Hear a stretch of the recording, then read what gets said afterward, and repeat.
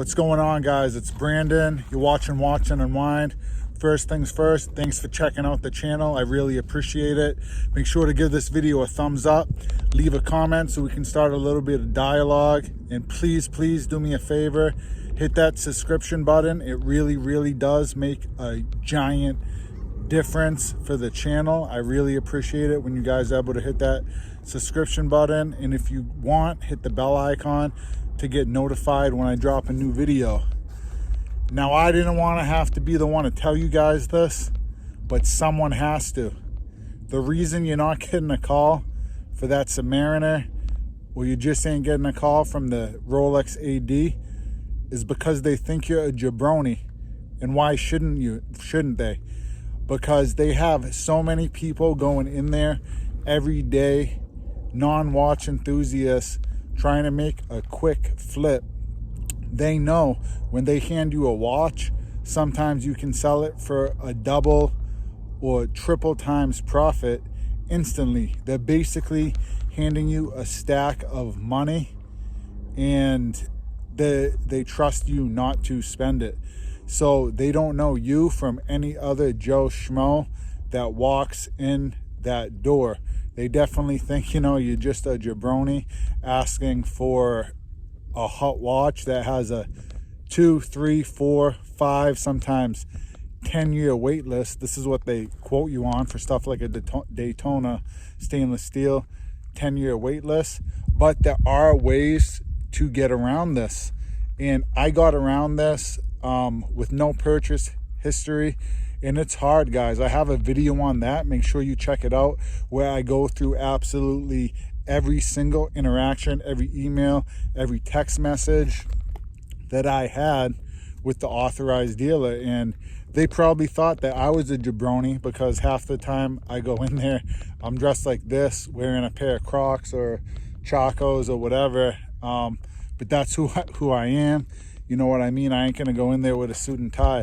But what you guys do have to do to separate yourself is you have to portray some sort of sense of having a little bit of money. You can't let them know that this is such a big purchase for you, even if it is, guys. Even if it is, if it's always your dream to own even like a Rolex Oyster Perpetual. That's what I got. I got it in a hot dial color, green, the green dial, OP41, after like a year and a half on the wait list. But when I went in there, I didn't make it seem like a big deal. And I would talk a lot about other watches. I would talk about everything in the Rolex catalog, some historical facts. I would actually let the AD know some things that they didn't know about Rolex or about the particular models, the history about it, that I informed them. So they really knew I was a watch enthusiast. And this is gonna set you apart a little bit from everyone else going in. They're not gonna think, you're just another Joe Shmoe jabroni trying to make a quick flip. You gotta let them know you're an enthusiast. Wear other watches when you go in.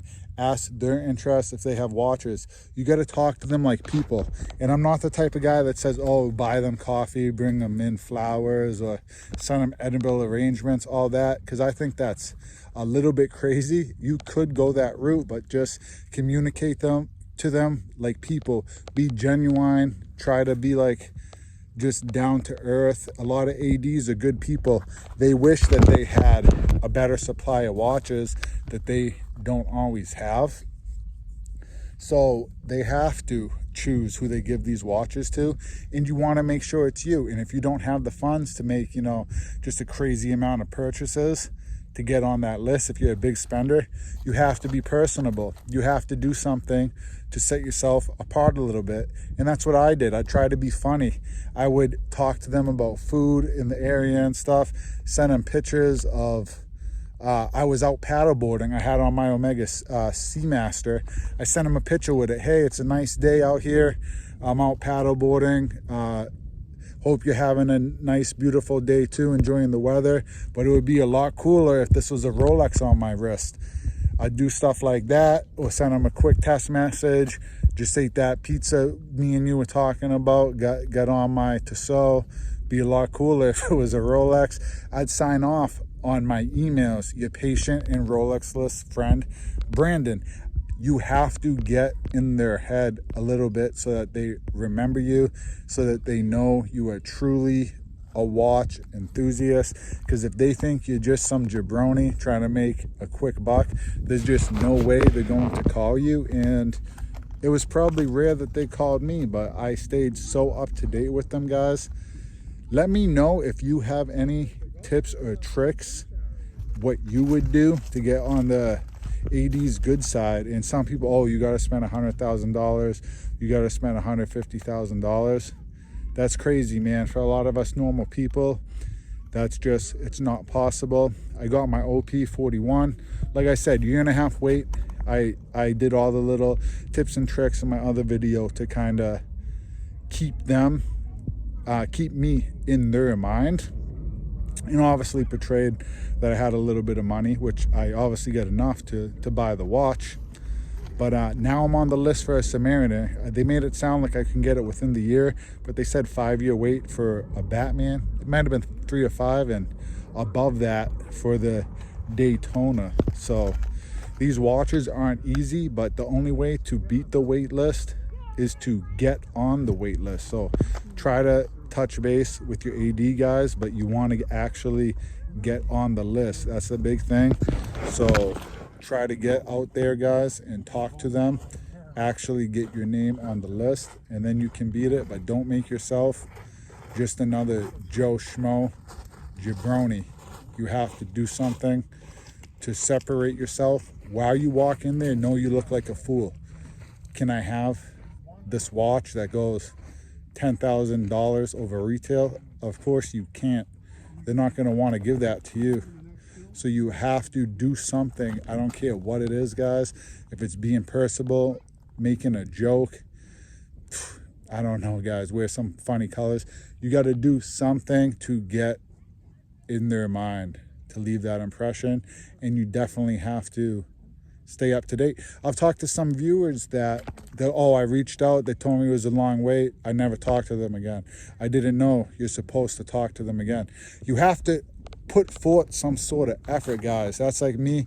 I'm out here, I just hit 100,000 or 1.1 on subscribers on YouTube. If I made one video a year, am I really putting an effort to grow my channel? Or at work, if you do the bare minimum, are you expecting to get a raise?